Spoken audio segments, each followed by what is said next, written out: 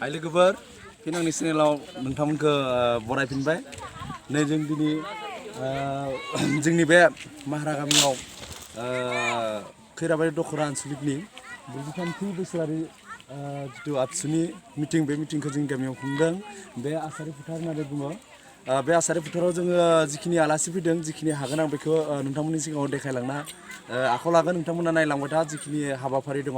दिनै 7 तारिख आरो गाबोन 8 तारिखआव जानुवारियाव जोङो देखायलांगोन गाबोन आफादगिरि बिथां प्रमद सारमोनहा फैगोन रमिय सार फैगोन बिथांमोननि फाखनखौ आङो नोंथांमोननि सिगाङाव देखायलांगोन स' नोंथांमोना जिखिनि हाबाफारि दङ बेखिनिखौ नायलांनो थाखाय आं आंनि उन फैफानो थाखाय खावलायनाय जाबाय स' दायो जोङो बे जोंनि सायनासालिखौ बेखौनो खालामदों बेखौगिरि आबसुनि सारमोन दङ स' नोंथांमोना बेखौ दा नायनांसिगोन गेजेरावनो गावनि नखरनि सुथुआनो जोंखौ दिनै सोबख'नो हमदों जोंखौ मुगैनो हमदों जोंखौ सोंखारिनो हमदों दा दिनै सम सम जोंनि गेजेराव बुङो एबसुआ मा मावदों एबसुआ मा खालामदों बेबायदि जोंखौ कुइसन खालामो बे जोबोद दुखुनांथाव खोथा दिनै दुलाराय बर' फरायसा आफादा मा मावदों होननाय लोगो लोगो बिनि जिथुनाखि फिननाय होनांगौब्ला खोनासंग्रायाबो हयथ' बालांगोन दा जोंनि गेजेराव बेखायनो जोङो बुंगोन जायफोरा दिनै एबसुआ मा मावदों होननानै जुदि जोंखौ सोंखारिनो फैदों बिथांमोनखौ जों अपेन चेलेन्ज खालामदों गेवलां फोथाराव फैगोन गेवलां फोथाराव फैनानै बिथांमोनजों डिबेट खालामगोन डिबेट खालामनानै बिथांमोना मा मावदोंमोन आरो जों मा मावदों बे खोथाखौ जों हिसाब निकास खालामनो हानाय जोंहाबो मोनसे माने केपासिटि फैबाय ओंखायनो जों बुंगोन जायफोरा दिनै बुंदों एबसुआ मा मावदों एबसुआ मा मावाखै बिनि जुदि जों मावफारिफोरखौ फोसावनांगौब्ला जों फोसावनो हायो बिथांमोनाबो मिथिगौ मिथिनांगौ मिथियै बायदि बिथांमोना थादों ओंखायनो जों बुङो जाय सुबुङा उन्दुफादा बे खालियाव बिथांमोनखौ जों फोजानो हाया जाय सुबुङा खालियाव उन्दुलांदों बेखौ जों फोजानो हायो दा बेबायदिनो जों बुंदों जायफोर सुबुङा उन्दुफानानै फाव लादों बिथांमोना जों उन्दुफानानै फावखौ हाया आरो जों उन्दुलांदोंबा जों फोजानो थाखाय थियारि जागोन ओंखायनो आं बयखौबो खावलायगोन संबिजित बायदियै समाज खान्थि बायदियै आबसुनि मावसोना बा खतमा बेखौबो लाखिनानै मावलांनायासो गिदिर खोथा दा जोंनि गेजेराव गोबां पलिटिकेलनि खोथाखौ लानानै गोबां गोसोनि सोरखौबा नोजोर होनो नाजानाय सोरखौबा क्रिटिसाइज खालामनाय दा बेफोर खोथाखौ लानानै जोंनि गेजेराव गोबां गुलाय गुलाय खोथाफोरा सरसा जायो नाथाय जों बुङो जायफोर खोथाखौ थि खालामनायजों सरसा जाबाबो बे जोबोद माने फिसा खोथा बेफोर खोथाखौ जों बावगारनांगोन आरो जायफोरा बेफोरबायदि आं क्रिटिसाइज जायाखै आंनि बायदि जायाखै होनना साननो नागिरो बेफोरनिफ्राय जों गोजानाव थानांगोन आरो बिथांमोनखौ जों बुंगोन आबसुनि जुदि संबिजित आबसुनि जुदि मावथांखि बेखौ जों मावनो नालाय दा बिथांमोना आद्रा थानाय खामानिखौ जों दिनै मावदों खिन्थु जोंनि गेजेराव बुंनो नागिरो दुलाराय बर' फरायसा आफादनि जोंनि फ्रानै बिदि मावदों बिदि मावदों खिन्थु जों बुंगोन सेन्ट्रेलनि बिथोन जिल्लानि बिथोन लोगोसे गोदोनि दैदेनगिरिफ्रा मावलांनाय जे आद्रा खामानि बड'फानि कनस्ट्राक्टिभ वेनि जानांगौ आरो जोंनि गेजेराव डिस्ट्राक्टिभ सोरखौबा कनस्पिरेसि खालामनानै माबा मोनसे खालामनाय बेखौ खैफोदाव खोलैहोनो हायो नामा दा बेफोर जोंनि गेजेराव सरसा जादों जायफोर सुबुङा अनलि कनस्पिरेसियाव इनभल्भ जायो दा बिथांमोना बुजिनाया मोजां एबसुआ सोरनिबा कनस्पिरेसियाव सोलिया जों बुंदों मैयानो बाराय बाराय फोसावदों साफ्रोमबो केबिनेटआ दिनै बिरफोरा बिरहोनाय हाबाफारियाव बाहागो लानांगोन गामसा गानना फैनांगोन आर'नाइ लाना फैनांगोन बे खोथाखौ जों बुंदोंमोन नाथाय जोंनि केबिनेट लोगोजों लोगोसे साफ्रोमबो दैदेनगिरिफ्रा दिनै बेफोरखौ मावफुंनायखौ जों नुहुराखै बे दुखुनांथाव खोथा बे सरसायाव फैनांगोन आरो बे डिसकास जानांगोन बाराय बाराय बे खोथाखौ सावरायबाय थानांगोन अब्लासो जोंनि गेजेराव एसेबाबो सोलायनाय फैगोन दिनै मोनसे समाव दखना गाननिफोरखौ जों नायदोंमोन मोनसे समाव गामसा गाननिफोरखौ जों नायदोंमोन मोनसे समाव जोङो आर'नाइ लानायफोरखौ जों बुंदोंमोन दा बेनि जोंनि गेजेराव एसे सोलायनाय फैदों बेखौ बुजिनाया मोजां जेब्ला बेफोर खोथाखौ जों सावरायबाय थायो अब्ला जोंनि गेजेराव मोनसे सम फैगोन सोलायनाय फैगोन फैबाय थानाय समावबो जाहाथे जोंनि राव हारिमु थुनलाइ जोंनि गाननाय जोमनाय गासैखौबो जों मोजां भाबै लाखिनो थाखाय खालायो जोंनि साफ्रोमबो सुबुङा खावलायबाय आरो फैबाय थानाय समाव जाबाय बे नागानि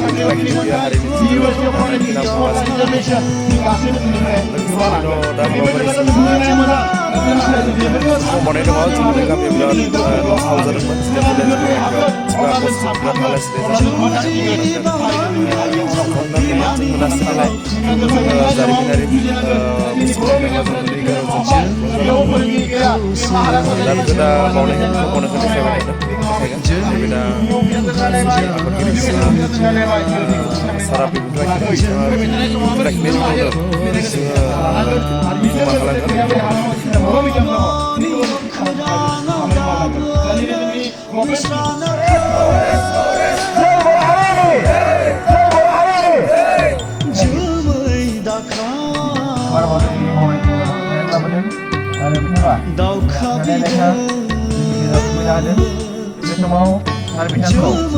बाजायार आफादनिफ्राय गांसे आर'नाइजों बरायनो थाखाय आङो गुरै खावलायगोन आरो बिथांखौ रायजो राजानि सेराव गावनि सिनायथिखौ लानो थाखाय गुरै खावलायबाय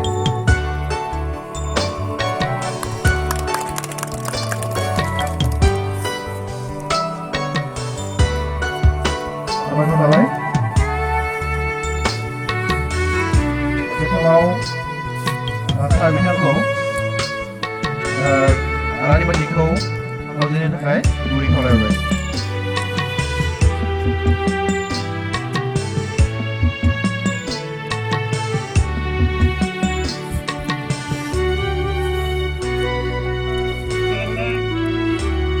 आबुं उदांस्रियाव नेनानै दं दाबो इनायनि पान्जारियाव जोबथेजानानै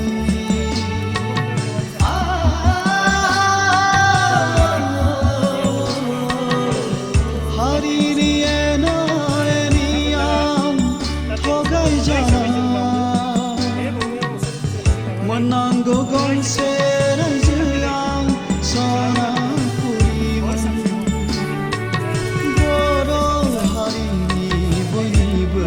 नखरनि थाखाय गावनि गोहोजों जेब्लाबो सोलिनो थाखाय जोंनो नांगौ उदांस्रि जोंनो नांगौ गोहोनि मोन्थाय जोंनो नांगौ हारिनि मोन्थाय जोंनो नांगौ नखरनि मोन्थाय जोंनो नांगौ सोलोंथाइ मोन्थाय जोंनो नांगौ सोलोंथाइ मोन्थाय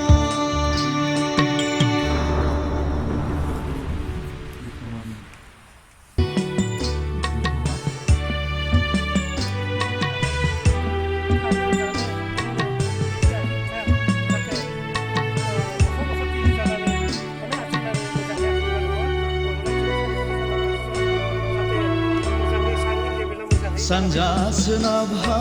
साहा खोलाहा गैया दाबो दिनै बर'नि थोजासे सिमा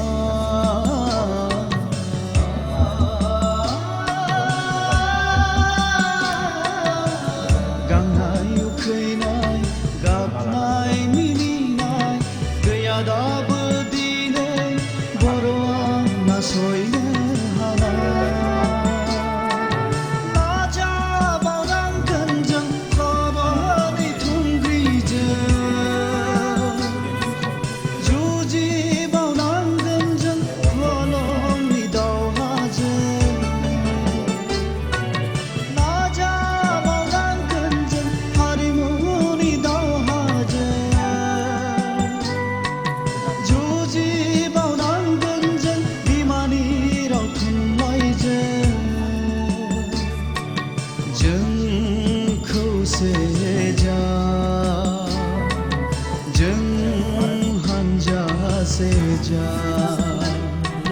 जों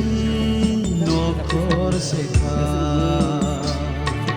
बर'नि अखोराङाव दाबोनो बुस्राङाखै जोमै दाखा दावखा बिदै फरायसालियाव नोंथांमोन आङो जास्ट बेखौल' खावलायदों जाय 9 10 दङ जोंनि स्कुलाव दङ जाय फरायसाया दाबो जागायाखै आं खावलायदों गुड बिगिनिं जागाय because 1 minute can change your life 1 मिनिटानो सासे मानसिखौ सोलायजोबनो हायो नों गावखौ सोलायनो बारा सम नाङा 1 मिनिटल' नांगौ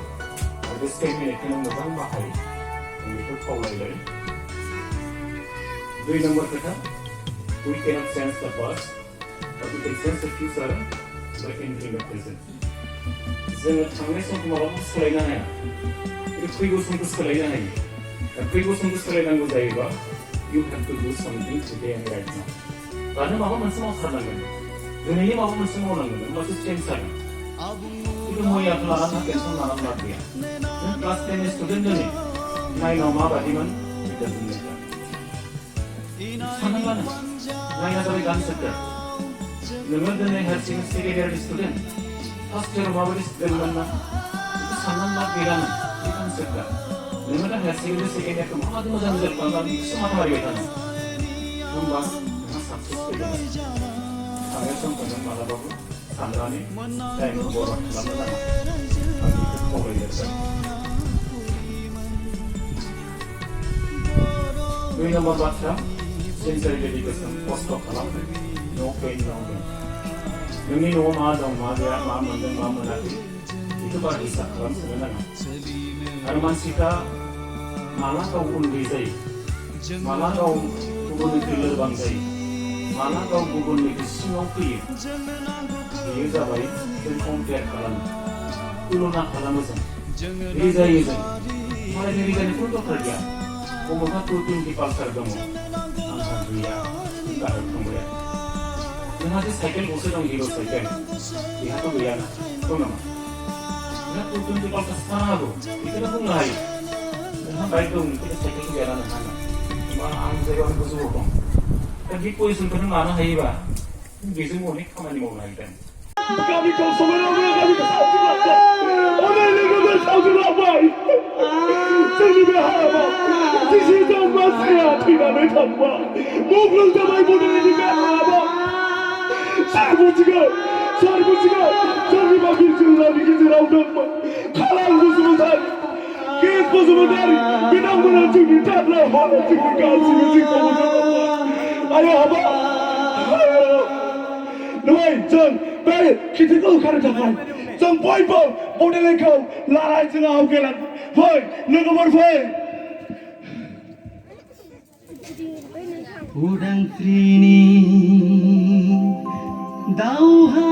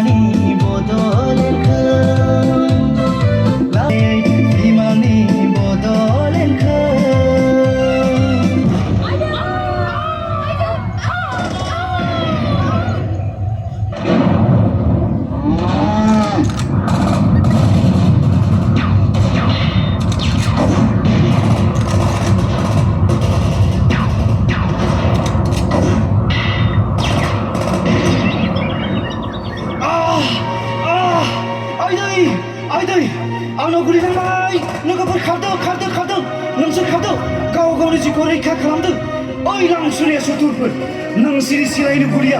आंनि जिउखौल'सो फोजोबनो हागोन नाथाय आंनि आरो बर' फिसाफोरनि थांखि बिथांखिखौ माब्लाबाबो फोजोबनो हानाय नङा आं थैगोन आं बायदि रोजा रोजा ओंखारगोन थांखिया गोरासिन जागोन बर'नि गांनाय उखैनाय थारैनो सानसे जाफुंसारगोन जों उदांस्रिखौ लाबोथारगोन जय बर' हारिनि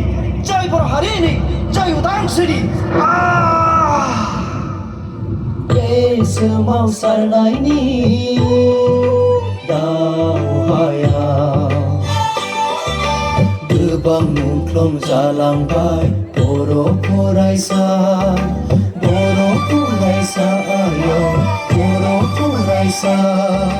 बे सोमावसारनायनि दावहायाव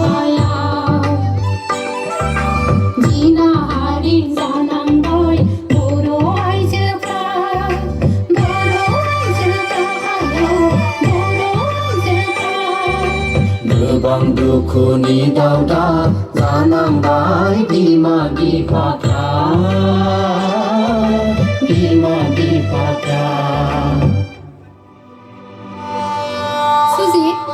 सुजित आफा फिसा हौवा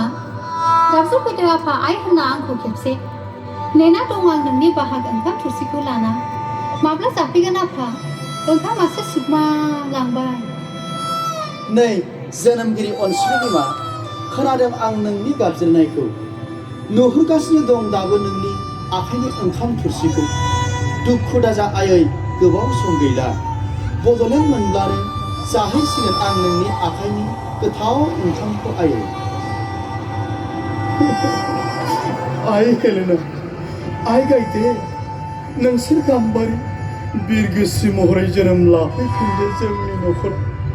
नोंसोरनि जिउनि बेसेनाव बड'लेण्डखौ मोननो हास्थायगासिनो दं हनै बर'फ्रा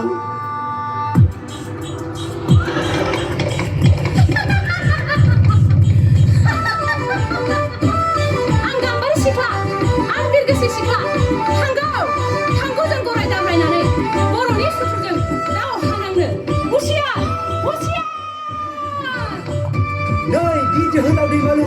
नों मुजिफैफिनदो बर'नि फोलेराव नोंनि गोहो बोलोजों गोजोन बड'लेण्ड रायजो दानि फै आं दैमालु मुजिफिनबाय बर' फोलेराव बड'लेण्डनि थाखाय दावहा नांनो फैबाय आं दा गिदाफंसय बै आंनि फुंखौ दा खामसेराहाय खुदाय खेबस आंनि सायाव गथ'फोर नों मुजिफैफिनदो नोंनि बर' हारिखौ गोदानै जांख्रिखां होफैफिनदो